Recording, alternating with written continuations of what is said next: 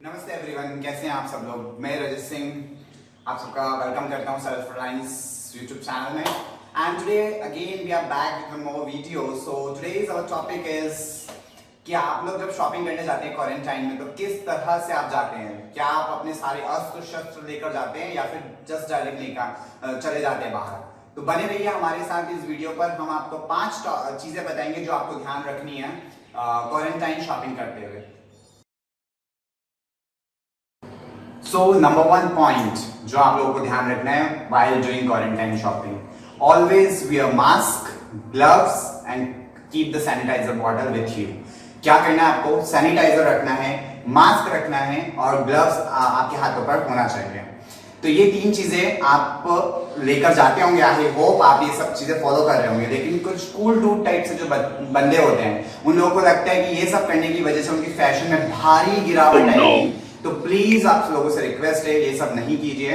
और जो self reliance और जेंटलमैन है वो ये कभी भी नहीं करेंगे। वो एक जेंटलमैन की तरह बाहर शॉपिंग के लिए जाएंगे और बहुत अच्छे से शॉपिंग करेंगे। और से इंडिया को कोरोना फ्री करना है तो ये 3 चीजों का ध्यान रखिए, सैनिटाइजर, मास्क एंड ग्लव्स। सो भाई लोग, नंबर 2 पॉइंट जो है उसमें आप लोगों को ध्यान रखने की आपको भीड़ वाली जगहों से बचना है। मेरा कहने का मतलब है आपके एरिया में ऐसे कुछ सुपरमार्केट्स होंगे जहां पे बाकी लोग जाते होंगे, जहां पे बहुत ज्यादा रश होता होगा। जो बड़ा सुपरमार्केट है डिस्काउंट प्राइस में कुछ चीजें देता होगा, लेकिन आपको स्मार्टली काम करना है। अभी आपको प्राइस के बारे में कम सोचना है और ज्यादा आपको अपनी लाइफ का जो है रिस्क फैक्टर उसको ध्यान में रखना है। तो आप ऐसे सुपरमार्केट में जाना चूज कीजिए, स्मार्टली वर्क कीजिए जहां पे रश कम होता हो।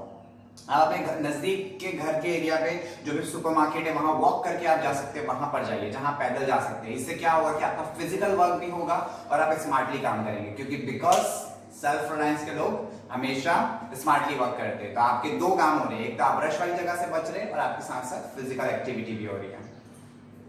तीसरा पॉइंट, आप लोगों को सोशल डिस्टेंसिंग रखना है। ये बहुत जरूरी है। आप सब लोगों को पता है कि सोशल डिस्टेंसिंग रखना है, लेकिन होता क्या, आपने स्टोर चूज कर लिया, आपको कहाँ जाना है आपको पता हो गया, लेकिन हम वहां पर शॉपिंग जल्दी जल्दी करना है, वापस घर पे जाना है, मुझे कोरोना लग जाएगा। तो ऐसा नहीं होना चाहिए। आप लोग जल्दी जल्दी के चक्कर में सोशल डिस्टेंसिंग भूल जाते हैं और आप भांड की तरह शॉपिंग करने लगते हैं।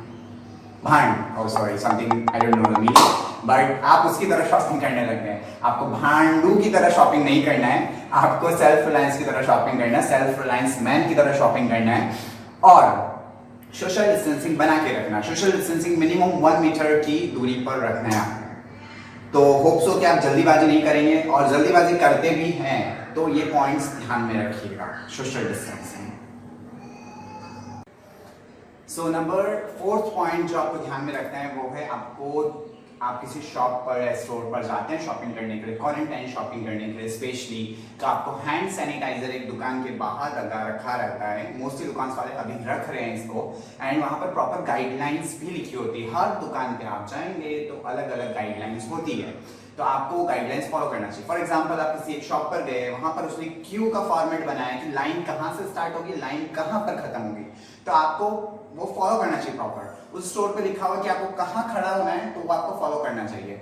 और जो हैंड सैनिटाइजर वहां पे रखा हुआ है वो आपको यूज करना चाहिए, क्योंकि वो यूज करने के लिए ही रखा गया है मेरे भाइयों।